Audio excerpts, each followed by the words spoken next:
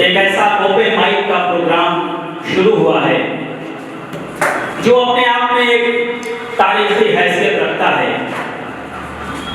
और मुझे इस बात की खुशी है कि गाजीपुर की जो पहचान है अदबी सरगर्मियों के लिए, उस पहचान में और ज़्यादा तक़वियत मिलेगी आज के इस प्रोग्राम की वजह से।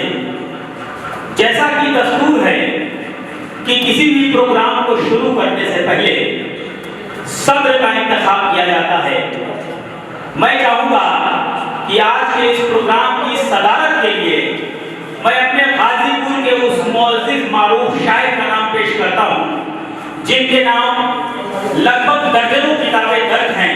मेरी मुराद जनाब सरफराज अहमद कासी यूसुफपुरी साहब से है। मैं सदारत के लिए आपका नाम पेश करता हूँ और मैं चाहूँगा कि कोई हजरात इसकी तारीफ करें। तारीफ करता हूँ। शुक्रिया। तो आज के इस प्रोग्राम के सदर मोहतरम जनाब सरफराज अहमद कासी यूसुफपुरी साहब हमारे बीच मौजूद हैं।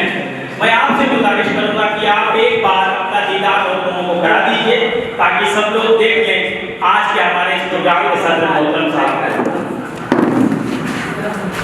बहुत शुक्रिया। आइए